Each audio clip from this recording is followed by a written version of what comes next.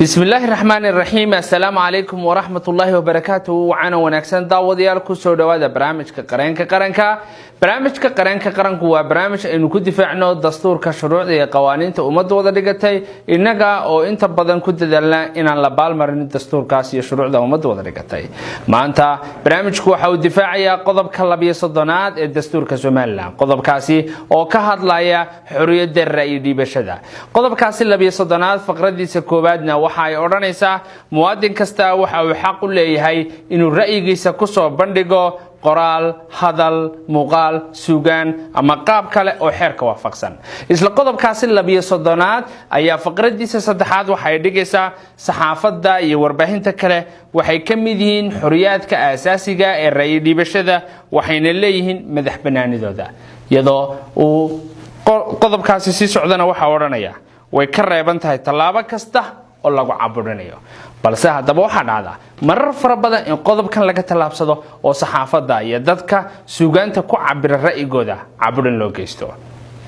waxa ugu dambeysay oo la ogsoonaa xayraadii loo geystay wargeyska foore iyo sheekada maanta barnaamijkeenu ay ku saabsan tahay waxaan xasuusinaynaa madaxweynaha wadanka xildhibaanada golaha wasiirada gudoomiyaasha gobolada iyo dhammaan inta uu maamuuska siiyo dastuurku cidda idin siisay maamuuska waa dastuurka Soomaaliland waxaadna u taagan tihiin inaad ilaashataan xuquuqdiina dadka kale iyo cid kasta oo xuquuq u siiyo dastuurkuna adigana u ilaalisaan marar fara badan waxaan aragnaa iyada oo ay ilaashanayaan xuquuqdooda madaxweynaha booliska iyo dadka kale mas'uuliyiinta madaxweynaha hadii cid ay wax ka sheegto waxa la oranayaa madaxweynihii baa wax laga sheegay waa la soo ashkateynaya xeer ilaalinta ayaa u doodaysa boolisku waa lamid oo cid wax ka sheegta iyagu gacantooda ayaba ku soo qabsanayaan hadaba ma cadaalad baa in aad idinka oo laydin igmaday inaad xoriyadiina xuquuqdiina iyo xuquuqda dadka kale baad wada ilaalisaan atiinana ilaashataan ta dadka aan xilalka haynin sida saxaafadda iyo shacabka caadigaana aad ilaalin weydaan barnaamijka qaranku waxa uu ku dhiirigelinayaa madaxda inay ilaaliyaan xoriyadka iyo xuquuqda uu dastuurku damaanad qaaday muwaadiniinta Soomaaliland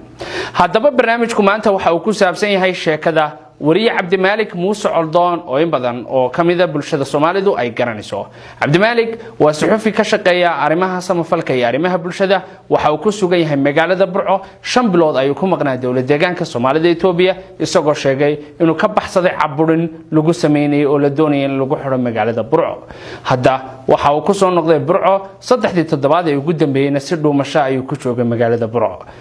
khilaaf badan ayaa ka yimi in Cabdimaalik la doonayo in la xiro iyo inaanay dawladdu doonayn oo isagu uu arintaasi hadal hayo saxaafadda magaalada Burco ayaa hore uga weydiisay arinkiisa su'aalo gudoomiyaha gobolka Togdheer mudane Xamse Maxamed Cabdi gudoomiyaha gobolkaasina waxa uu sheegay arintaasi wuxuu kala socdaa inaanu jirin aanu ogeyna meel lagu xirayo Cabdimaalik Muuse Coldoon dadka ayaa jahawareer ka qaaday qadiyadan ugu dambeyntiina barnaamijka qaranka iyo bahda Horyaal TV waxa ay socod ku tageen magaalada Burco halkaas oo ay tageen inay soo xaqiijiyaan sida sheekadan ay u jirto Cabdimaalik dawladdu ma waxay doonaysaa inay xidho mise ma doonayso barnaamijka ayaad ku ogaan doontaan ugu horeyntiina waxaan xafiiskiisa ku booqanay magaalada Burco gudoomiyaha gobolka Togdheer Xamse Maxamed Cabdi oo aan u wardoon tagnay si aan wax uga soo weydiino dawladdu inay maagan tahay xariga wariye Cabdimaalik Muuse Coldoon iyo kale waraysigeena dhaxmaray anigii gudoomiyaha gobolka Togdheer ku soo dhawaada daawadayaal xukuumaddu ma kugu ixtiraamtaa xilkaad ku hayso gobolka Togdheer mise waxa jira gacan dhaaf ay ku gacan dhaafto hawlaha gobolka mise hawl kasta oo gobolkan ka dhacaysa adiga lagu soo maraa bismillaah waxa weeyaan shaqadu ruud bay leedahay raaco for example wasaaradda markaan ka bilowno wasaaradda caafimaadkan ka bilownay halkan waxay ku leedahay isuduwe isuduwa shaqada caafimaadka wada laakiin waxa weeyaan gudoomiyuhu waa shaqo kasta oo gobolka ka socota waa qofkii gudoominayay oo la socda halkay marayso wasaaradda shaqadeeda halkay marinayso waxa ka hor yimaada caqabadan la xalilo waxa ay qabanayaan oo qaban marka runtii waxa weeyaan cid interference ama igu soo maaratay shaqada gobolka gacan dhaaf ku soo sabaysa ma jirto waa la isku ixtiraamo qofka shaqadiisa anaga marka xaaladaha gobolkan ka dhacayo dhan xogogaal baad tahay طبعا waxa weeyaan waayo gudoomiyihii gobolka tahay xaaladii nabadgelyada xogogaal baad tahay xaaladii caafimaadka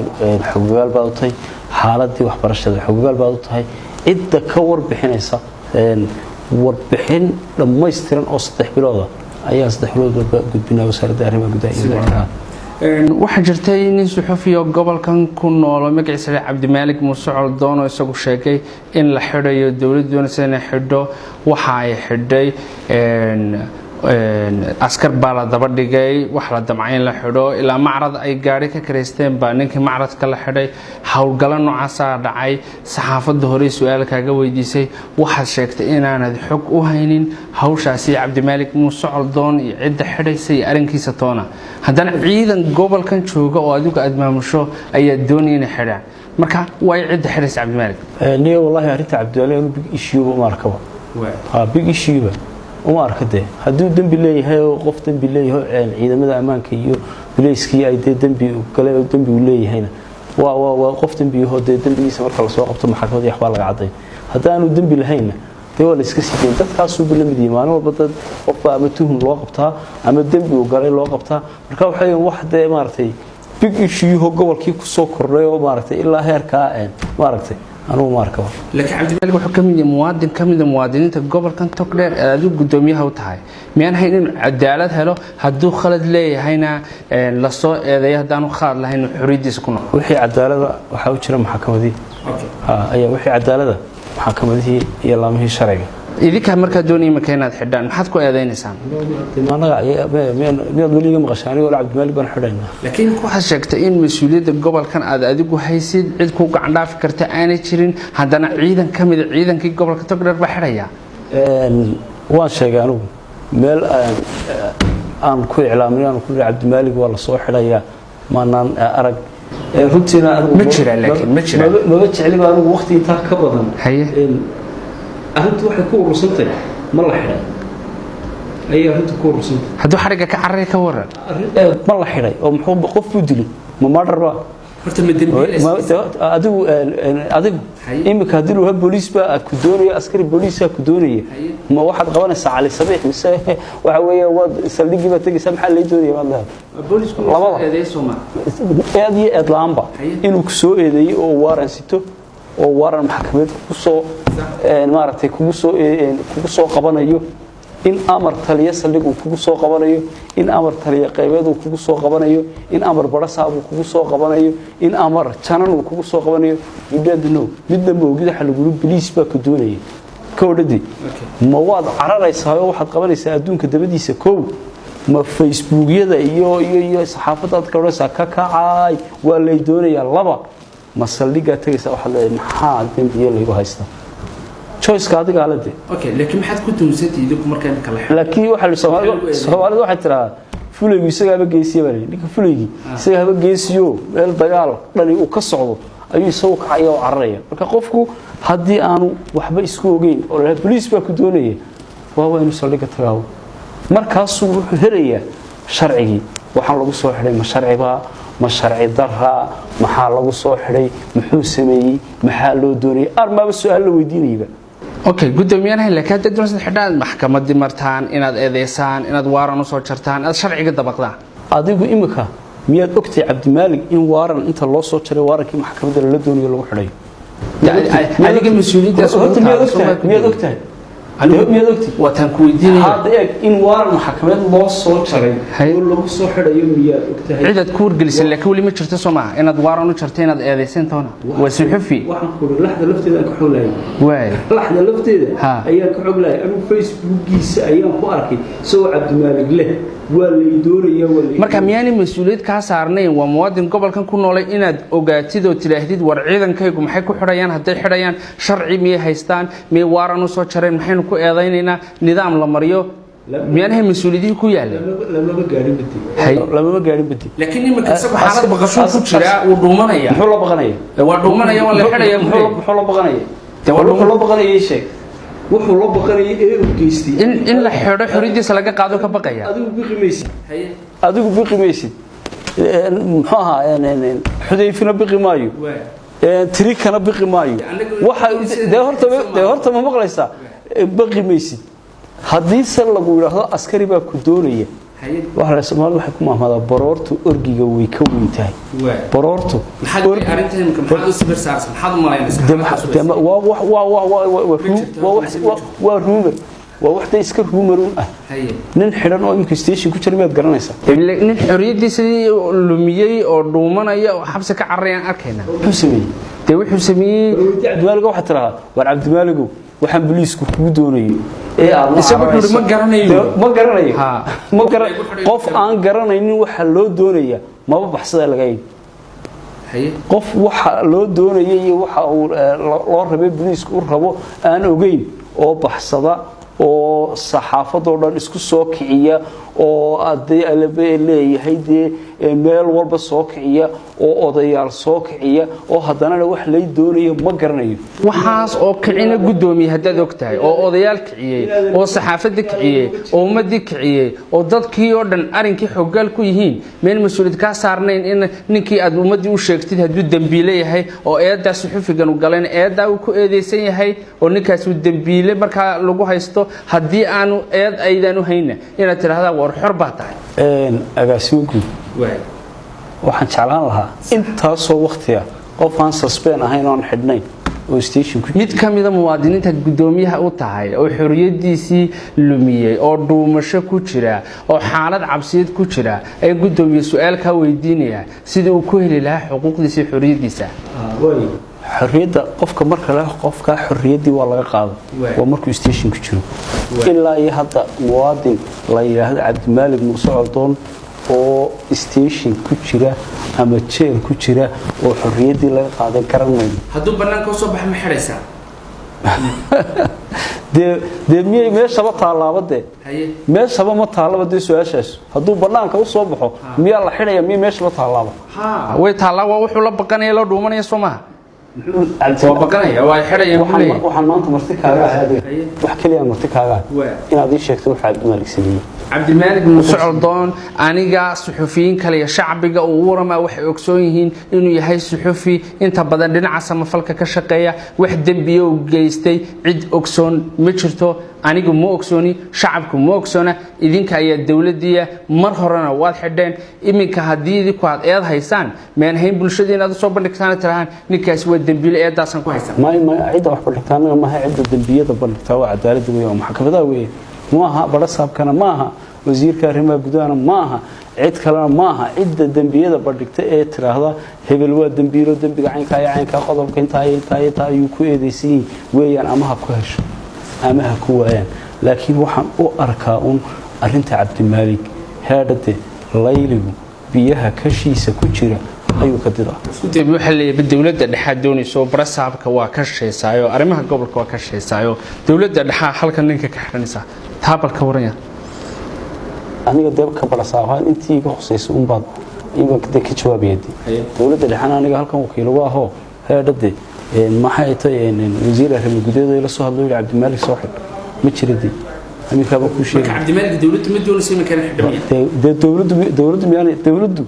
heedade cid way isku wargelisaa way isku wargelisaa marka waxa weeyaan waa ninkaas waxaan weeyaan layligi biyaha kashiisa ku jira heedade ayuu ka didaa weeyaan heedade qofku haddaan waxba samaynin oo aanu dambi gelin bilays iyo military iyo duubcas cidnaba kama dido qofkaan wax isku ogeyn qofka aan wax isku ogeyn bilaysna kama dido oo cudad kama qaado saldhigana cudad kama qaado meel laba waxba kama qaado daawadayaal sidii aad arkaysaan waraysigii aan ka qaaday gudoomiyaha gobolka Togdheer Mudane Xamse Maxamed Cabdi gudoomiyuhu inoo sheegin inay doonayso dawladdu inay xidho Cabdimaalig iyo inaanay doonayn inay xidho labada midnaba arintu wali muhiim ah ku jirta balse hadda ay muhiimka ka baxaysaa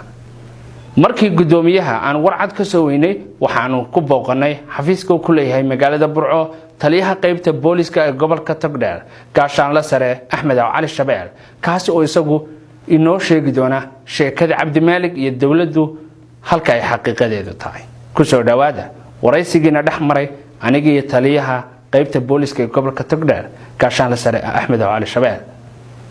taliya waxaa jirta dad ciidanka booliska iyadoo sumcad fara badan bulshada ay ku dhexleeyihiin dad badanna shaqadooda ay ku ammaanayaan dad baa waxay ku dhaliilayaan in boolisku marka qof xidhayaan aanay waaran soo qaadan aanay sharciga soo marin qofkuun ay soo qabtaan bal dhibaatooyinkaas sidee gobolkaaga uga dhacaan gobolkaygu wuu ka saaran yahay arrintaa waxa weeye dee waaranka horta waxaa loo baahan yahay qof dembi gacanta kula jira sax oo booliisku arkayo waaran u doonan maayo isagaa qabanaya awoodii loo sharcigu siinaya oo marka qofku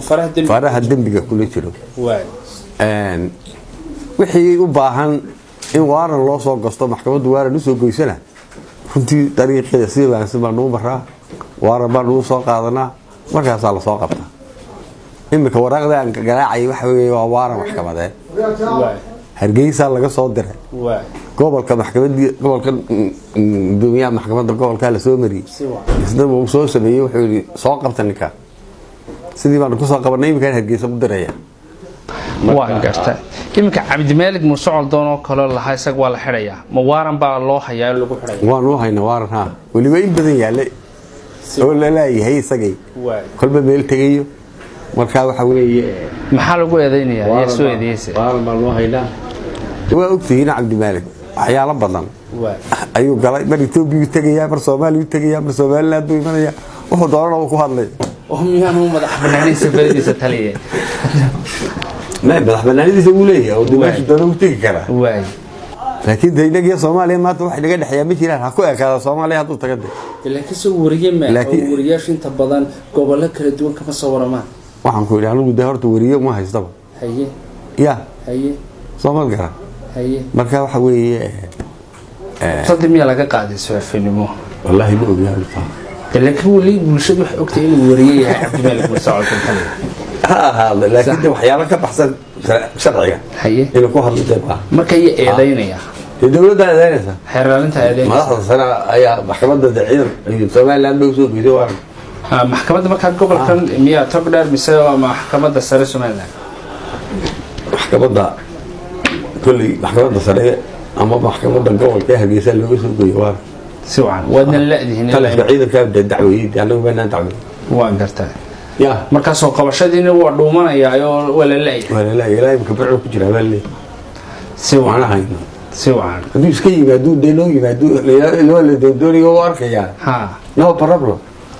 ay xaqlada la gelin dambe dibiga lagu helay gool buuhay hada ma timi jira laakiin fal dambiyeedkiisu waxa eedeyntiisu waa safaradiisa uu tagay hadalada uu hadlay daawadayaal sidii aad arkayseen Axmed Cali Shabeel taliyaha qaybta booliska gobolka Togdheer waxa uu xaqiijiyay in ay hayaan waaran waliba muddo badan ay hayeen oo ay ku raadinayeen Cabdimaalig oo isaguna sida uu sheegay dhuumasho ku jooga magaalada Burco barnaamijka qaranka oo hadda daawanaysaan wuxuu noqonayaa markii koobaad ee saxaafadda dawladdu ay xaqiijiso in Cabdimaalig doonayso in ay xidho oo waarankii lagu xidhay ay soo goosatay oo gacanta ku hayso markana waxa tugtaanba waa waraysigeena dhaxmaray aniga iyo Cabdimaalig Muuse Coldoon magaalada waa Burco balse halkaan ku waraysanayno hatta anagu ma garanayno waa guri Cabdimaalig ugu talagalay inuu waraysiga ku bixiyo oo magaalada Burco ku yaala hatta الآن ma garanayno meesha uu kaga yaalo oo si qarsoodi ay la noo geeyay waa xifdiyeena sirta gurigaasi halku ku yaalo halkana daawada idin kula moodaa karno muuqaaladii aan ka duubnay intii aan ku sii soconay gurigaas iyo xogihii kalaba markana ku soo dhawaada waraysigeena dhaxmaray aniga iyo Cabdimaalig Muuse Coldoon waa waraysi dheer balse waxaanu ku weydiin doonaa su'aalo badan oo bulshadu ay qabto waana kan waraysigay Cabdimaalig ku soo dhaw horyaafii dawladda dad ma santo dhaw Cabdimaalig ugu dambeyntii waxa la yiraahdo Cabdimaalig waa la xidhayaa lama xidhayo isaga ayaa iska dhuuntay isaga ayaa eed sameynaya waraysi aan la yeelanay taliyaha qaybta booliska gobolka Togdheer Axmed Cali Shabeel waxa uu noo sheegay inuu hayo waaran adiga lagu soo qabanayo oo la yiraahdo la soo xidhay Cabdimaalig adigu markii hore yaa ku sheegay xarigan aad ka dhuumanisay horta marka hore waa idinka mahadcelinayaa muqbaahiyaha horyaal barnaamijkan adigu soo booqateen طبعا waxaanu nahay wariyayaal baynu nahay yani sideenaba waxa weeye xogaynu helaa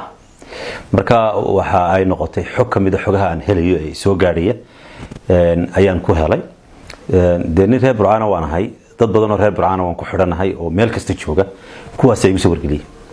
marka warankan lagu soo jaray mar hadii lagu soo wargeliyay maxaa lagu eedeynayaa baa lagu xarig inuu jiro oo la doonayay in la xidho ayaa la sheegay laakiin cidii doonaysa inay xidho ama waranka ay jirtay anigu warkama helin oo yani cidaas ay sheegi lahayd iimanayso muxuu wargelin iimanay oran muxuu waa lagu doonayaa halkan laga doonayaa ama halkaas laga doonayaa midna ma oran marka sabab la sheegay ma jirto laakiin adigu marka xoriyadii waad iska qaaday waxaad gashay inaad dhuumato oo booliskii ka dhuumato oo xaalad go'doona aad gasho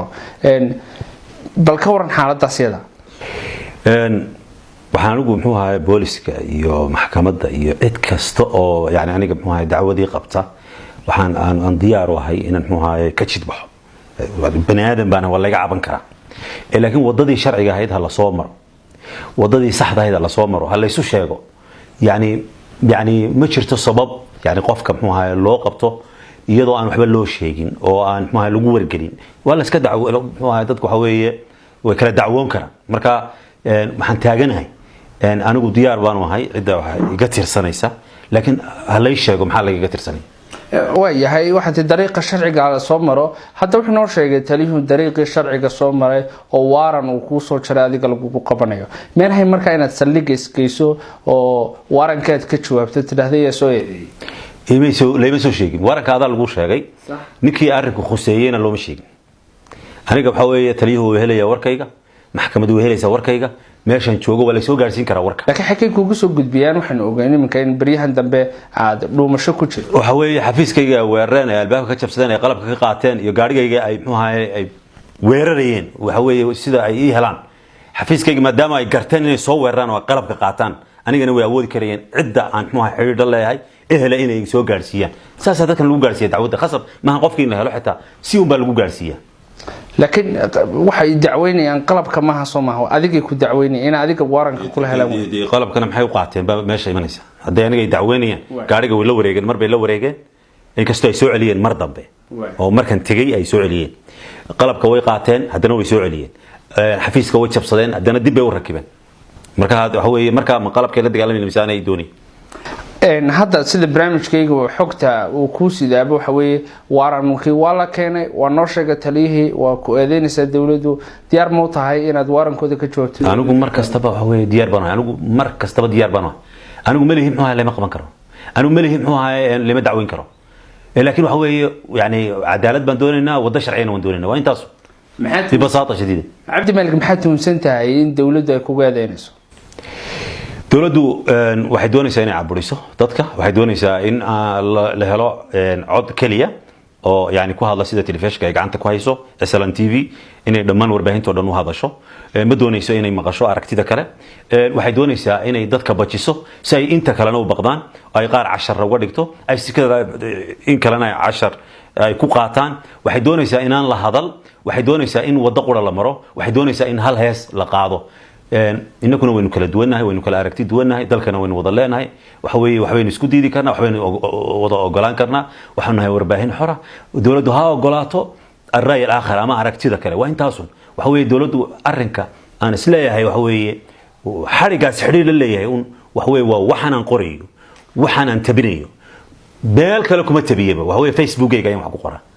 يعني حتى مقال ومبضني إن نصافر يستو وان يعني مقال اسكسود ومبضني وقرار أيوه بدن أركتيها تسكت دينتين عبد الملك أركتيها هذه الدولة تسكت دينتين محاكم ده تي وحوي سياسة دخلتن dulmigeeda ayaan isku diidanay marna waxa weeye heshiis ku noqon mayna inay cid dulmido marka waxa jira dulmiyada adigu aragtay dawladda sameysay waxa weeye waxay noqonaysaa inaynu furno muxuu ahaa buug dheer oo ay barnaamij gaar ah ayna diga wareysatid oo ku saabsan maxaa dulmiya dhacay laakiin waxa weeye arrimaha xad gudub ay sameynaysaa waxa weeye waxay sameynaysaa sharciga dawladda waxa weeye si cil qabnimo bay u adeegsanaysaa argoosi baa jira waxa weeye sharciga baa lagu argoosanayaa dawladnimadii baa lagu argoosanaya laga argoosanaya marka waxa laga argoosanaya dadka kale dadka ka soo horjeeda ee aan la midkayn imika hadaan anigu aan la heestooda la qaado waxa weeye Hargeysa iyo Burco si xoraan u maraya waxa weeye heestooda haddaan la qaado laxankooda si fiican baan u aqaanaa haddaan la qaado oo sida ay doonayaan aan sameeyo waxa weeye maanta cabdimaalik waxa weeye waa la soo dhaweyn lahaa meel kasta waa laga soo dhaweyn lahaa laakiin waxa weeye cidda ay ka aargoosanaysaa ay sharcigii kaga aargoosanaysaa waxa weeye waa cidda muxuu ahaay ka aragtid wanaagta anigu waxaan kula talin lahaa waxa weeye danbay idin tahayba inaad heshaanba in cid idinka aragti duwan oo muraayadii noqota danbay idin tahay haddii kale way idin hodaysaa intan muxuu ahaay isku aragtida tiin intan idin buunbuuninaysa intan idin le noolaada waxa weeye intaas waxa weeye haadaamay idinka tuuraysaa laakiin inay dhegaystaan dadka ka aragti duwan alra'y walra'y alaakhar cabdimaalik waxaa jira dad iyaguna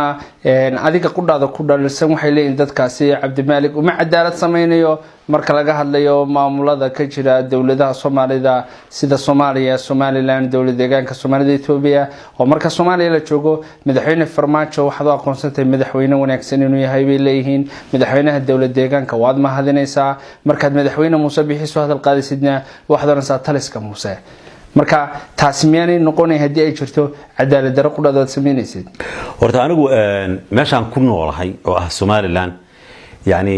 aad baan uga hadlaa horta sideedaba waxyaabaha aad aragteen weer aan isticmaalo aan ka hadlo dhibta ka jirta inta badan horta halkan ka hadla sababta waxa weeye nidaamka ka jira Somaliland uu taabanaya hadii uu cadaalad sameeyo cadaaladii way soo gaaraysaa haduu dulmi sameeyo dulmigu way soo gaaraya kuma nooli jigjiga kuma nooli maxay Muqdisho waxa weeye waxaan ku noolahay Burco ehelkayga dadkayga halkan ku barbaaray waa bartaas sida awgeed yani waxa badanaysa yani muxuu ahaa inaan marar badan iska hor nimaado kalaba kulmin anigu taadi iyo dulmi kalama kulmin yani madaxweyne salaano kala madaxweyne Mustafa kalama kulmin dhibaato kalama kulmin bilcaks waxa kala kulmin cadaalad iyo soo dhaweyn iyo wanaag iyo si sharaf leh oo aan maxay ku kulanay sidoo kale kalama kulmin madaxweyne Farmaajo dhibaato laakiin Muuse Biixi waan kala kulmay waan sheegaya yani waxa weeye xaqiiqadan waan sheegaya بعد أعوذ بالله من الشيطان الرجيم إن الله لا يحب الجهر بالسوء إلا من ظلم marka cid la dulmida cid la dulmo in ay marka qaar kood arimaha qaar taabato waxa weeye waxa ku kalifaya waxa weeye waa dulmi waxa jira hal ku dhig adiga iyo niman aad asxaabtiin oo isku kooxtiin ay Facebook-yada iyo baraha bulshada ku soo dhigaan waxaana hal ku dhigaas yahay jiritaan ereyga jiritaan Cabdimaalik maxay uga jeedaan jiritaan waxa weeye waa warbaahin ma wax kale haye waa warbaahin muxuu ahaayay kamida warbaahinta Soomaalida website bay leedahay jiritaan.com waa erey Soomaaliya waxa weeye waa warbaahin laakiin jiritaan kale xiriir lama laha arrin kale siyaasadda lama xidha markii aan warbaahinta sameeynayna waxay ahayd inaan raadino erey Soomaaliya oo kuwan muxuu ahaayay erey English la soo qaataa walba wax news baa la raaciyaa idinka muuqbaahin horyaal aad baan uga helay magaciisa aad u heeriyeen telefishinada muxuu ahaayay magaca Soomaaliya la baxa marka waxa weeye aniguna waa warbaahin aan aasaasay oo aanu bixiyay jiritaan oo ay saaxiib kalena igala shaqeeyaan marka waa intaasun waxa weeye xagga hoose waxaan ku qornaa jiritaan bimacna warbaahinta jiritaan ayaa soo laga soo xigtay ama soo xaqiijisay arrinkaas waa intaas safar baad muddo badan ugu maqnayd dowlad deegaanka Soomaalida Ethiopia ugu dambeyntii waad soo noqotay safarkaasi markii aad baxaysay markii hore waxaad sheegtay inaad ka baxsanaysid Somaliland cabudin lagu sameeynaya soo saasmay jir markii hore inaad baxday طبعا waxaan ka tagay muxuu ahaay isaana muxuu ahaay waan soo arkay horta jeel baan soo arkay waxa meesha yeelan soo arkay marka waxa weeye لا يلدغ المؤمن من جحر مرتين بيقول النبي صلى الله عليه وسلم مؤمن كجد هل جد لجماعة قنينه لبا جير marka meeshii waxaan soo arkay wax sida wax u jiraan waxaan arkaa in muxuu ahaay qaabka la isu raadinayay iyo qaabka weerarka inuu yahay mid ciil qabnimo marka waxaan sidii kan ciil qabnimada ah waxa weeye umadu ha kula aragtay muxuu ahaay si hoosiyaan lagu qabanba marka waxa weeye anigu dabcan waxa weeye waxaan ka cararay yani muxuu ahaay dulmigan ka cararay waxa weeye qabasho aan la isu sheegayn waa afduub bay noqonaysaa marka anigu afduub baan ka cararay marka in la afduubo waxa weeye waxaan tagay muxuu ahaa jigjiga ayaan tagay anoo sii maray muxuu ahaa dhulkan hawdka balaaran inta sii maray yani muddo 5 bilood aan soo joogay runtii waxa weeye halkaasna soo dhaweyn wanaagsan iyo yani intii aan joogayna yani si gobanimo leh ayaan muxuu ahaa aan kala kulan way 5 bilood ka hor waxaad ka carartay halkan cabudinaad sidii waa lagu sameeyay 5 bilood kadib baad soo noqotay maxay isbedelaad soo noqotay Cabdimaalik hadii markii hore cabudinaad ka carartay waxaan u soo noqday in aan yani gartayda akhristo way oo yani muxuu ahaa leela arko aniguna aan ma diyaar u ahay inaan ahay jid bixiye maduna aragto saasaan u soo noqday teeda labaad dhulku waa dhulkayga magaaladu waa magaaladeedii dan baana muxuu ahaay tiri muxuu ahaay ka tag imikana muxuu ahaay dantii tiri baa muxuu ahaay de ayay soo celisay wali waxaan raadinaya muxuu ahaay cadaalad ayaan raadinaya marka waxaan u imi in de cidday raadinaysa cidda waxay ka doonaysaa inaanu bal si daahfuran loo wada hadlo iminka waxa weeye way qarinayaan xitaa nidaam iminka idinka idin xaqiijiyeen Soomaa sida barnaamijka bilowgiisa ay sheegtay inuu jiro muxuu ahaay amar qabasho waxa weeye arrinka dadka way ka qarinayaan warbaahinta way ka qariyeen gudoomiyaha gobolka waxa weeye wuu qariyay isagoo og dadyowga la u tagayay ee arrinka weydiinayna xarigu wuu jiraa warbaahinta wareysanaysana xarigu ma jiro ayuu odhanay inkastoo maxaa taliyaha qaybtu Shabeel runtii uu xaqiiqada sheegay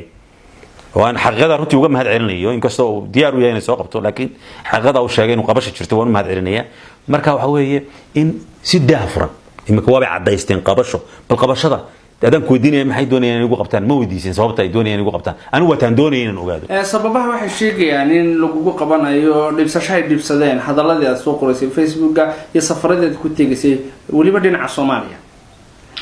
haddeen taa ka nimaadno hadda waan ku sheegnay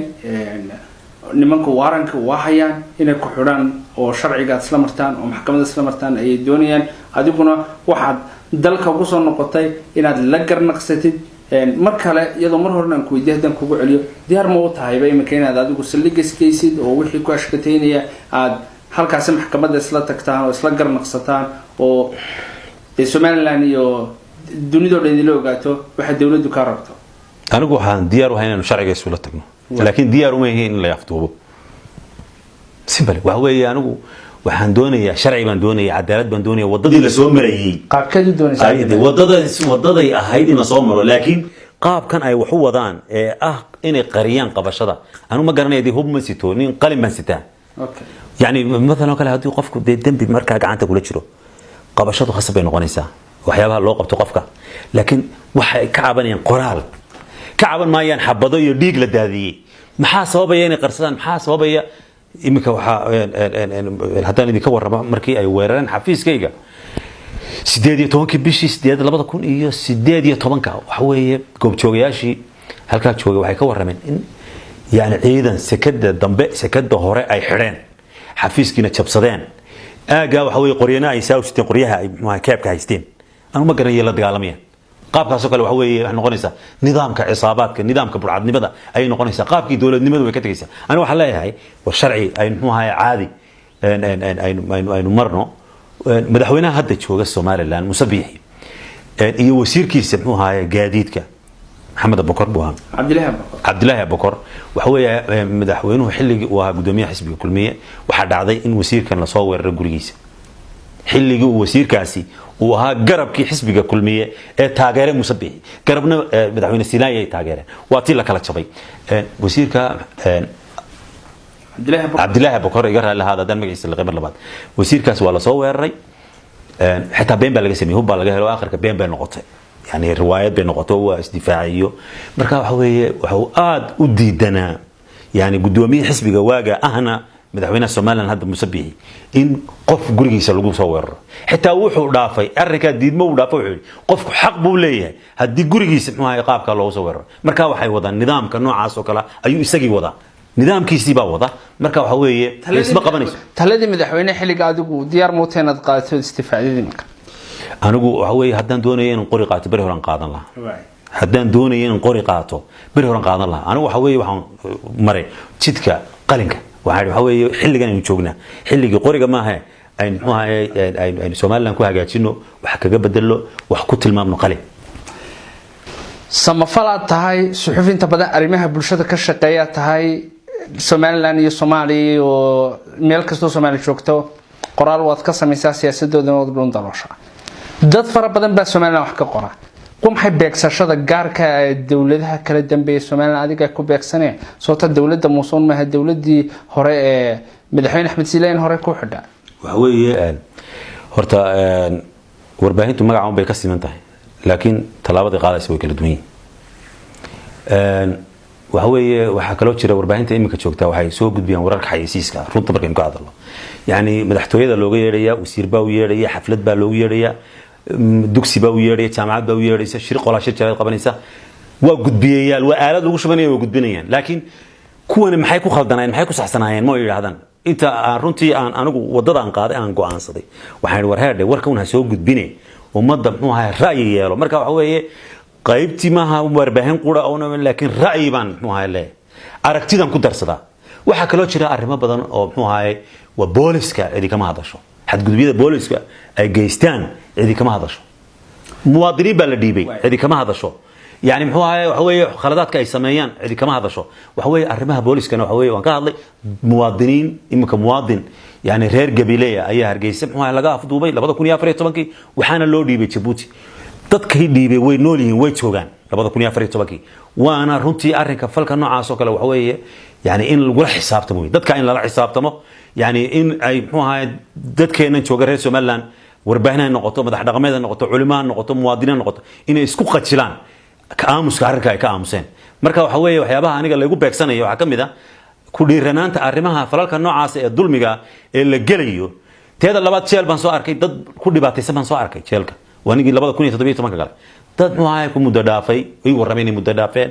ضد معاي كل بات يسن أيان سوا أركي حد جذبك يظلمك يصير القصة حكومي oo ayaan soo arkay waanan ka hadlay arrimaha la doonayay inaan laga hadlo waa arrimahaas waxaan kaloo waraysiyo ka qaaday dadiyo muxuu ahaa salka laga dhiibay oo Soomaali galbeeda ayaan halka kula kulmay oo qaar Muqdisho kula kulmay waxa weeye waxay xusayaan sidii halkan Soomaaliland looga qabtay iyo cidii dhiibtay arrimahaas waxay taabanayaan dadkii sameeyay falalka noocaas sida awgeed waa la isbeegsanaya sharciga ayaa muxuu ahaa la iskaga argoosanaya عبد الملك واحد شكت إن ورباهنتين تبضانا أي ورك حيسيس كاسو بنيجان أما ور عد أيوتي لكن موضها موضها ما كل هو اللي وديه أو عوي إنتوا ده بضمان كنت بكين كذا إنتوا ده بضمان حق الرأي جوكله صحافته حللية هاي أدوكم كحلل الرأي جي جبان أنا وعبري صحافته حللية صحافته ونكسن وتأن رأي جي ذا يدو كل حتر سنورك لكن دعوين كاس السحر أصاب بندكتا وكتشوا بيارك قدر كاس وين فهم يعني محل رأي جو شجعان وشيء ووركو كلي وهو يهرتم ماشى وحقوق روا وهو وجدار عن لا هاي وفيسبوك اللي هذا ماشى عن كسم يستي ما هم مؤسسات ورباهنات أنا مش شغال لكن مركا أن مؤسسات شغالين تلفزيون ونص شغالين مركا تلفزيون وجد بيني ورك يحسدوا يهبن وجد بيني لكن ماشى أن كل شيء جيو وحيجا وتي أرك تديدا وي بس مركا ضدكي وحوي بل ورباهنت وحاول الله وربل وركنا تلفزيون كيو ويب سايت كإذا عدا أدرا أرك تدينا نبل شيء هلا أركو صوبت ضدكي بدخل ديسان إن وح كستابة سوى عنو سعودان بدكر ديسان ضدك وحوي ود هديسان وحي هدي مو هاي تلسكي عبدي لي وحوي عدك هذا شيء لواي عدك هذا شيء مو هاي عد كلا لواي ورباهن مو هاي لشق يسني سيبه شرته أو يعني التلفزيون عانوا الصوماليات إذا عاد الصوماليات وعانوا مو هاي عالم كله قال لكن في الصومال قاضي لكن الصومال لا وكد وانت سمع ورباهين فربضن بس حرو شيء وهريال تي في هذا أي كم تهاي ورباهين فربضن بتشرت الصومال نايدو صوب نجس حقائق يا خلادات كده وهوي ونوهم بليني رنتي ورباهين كسته أو بلوضي إني صوب نجت حقائق ده وهوي رنتي وحنا نكمل هذا علني أنا وريال مكون ما علني يعني وهوي ورباهنتي يدو قرتي ورئيسي إن أي أرن كيجا صوب نجته يعني أو أي وحيابها مجدقة كتيرة أي صوبن دكتور يعني عاد بندك كم عدلني تألفت هذا هو وتلدوني والبينتو إني تكتو أو أدو تكتان يعني مو هاي قليه كلا يعنيجي صوبن دكتان أو مدو مركز أي نقطة حكم أو يعون تنتو أي فهمان محاصدة ورئيسي ودوام بحية قدوميها وركس عفين تسمعنا الصولشة وحوشيجي إن أنو الضمانات قاعد كرين أديك سيدي وحرية كوجرادين لها إسلام رهان تاسينا وحوشيجي إن الحين دابكي عاد وإدارتي حتى أدو الصولشة ما كميت هاي إسيا وركس حافظة ما أنت كمتلي واي عبد الملك أنا صحفيت أنا كميت هاي لكن يعني صولشة يعني رنتي سياسة ده وكسر كذا خاصة صولشة مركي كل حملنتي حكومة ده oo ay noqotay mid u shaqaysan muxuu ahaa qaabka ay doonayso xukuumaddu oo ay noqdeen kuwa xeer ilaalintii dambiga ku oogaysay saxaafadda ay noqdeen oo waxay ka badiyeen intii ay garab istaagi lahaayeen inay muxuu ahaa ay dulmaan waxay kaloo muxuu ahaa solta ay noqotay kuwa runtii ay warbaahintii kala soocayso qadiyado isku nooca ay muxuu ahaa kala soocayso oo waxa weeye yani macaayir مزدوج هل مقياس كل رقم ميسو لكن مقاييس كلا دون أي كل رقم ميسا إني هل مقياس لما أنت وربعين تبنوها نقول رقم تأييه قدوميها بنوها سولشة وحاول شيء يعني حقيقة أنا أركيه سدو وشرو وحكة دون دوكم ما أنتوا حتسوقاتين إنه وارن شرو سو ما أمر قبشوا يسووا حلو لقبل ماي isagu wuxuu warbaahinta u sheegay markii muqbaahiyaha goobjoog uu wareystay wuxuu sheegay cabdimaalik cid qabanaysa ma jirto cabdimaalik isaga ayaa muxuu ahaayay arrinkan samaysanaya isaga iska tagay yani waxa weeye waxa kama jiraan marka waxa weeye markaana wuxuu igu noqday makhraati beenaale mar hore oo 2017 la xidhay markii xukunku igu dhacay la geeyay jeelka ayuu muxuu ahaayay shir jaraa'id qabtay ama تلفزيون كساب يا ورئيستي وحاول شيء هذا ونلا شو جاي صدق هذه مع الموضوع محكمة السعود وحاول شيء عبد الملك وكعدات أي شيء تاسينه وكدوني ده مخرات بينال ونقضي وحاول وكدوني ده سيدي محكمة ده أيود عضي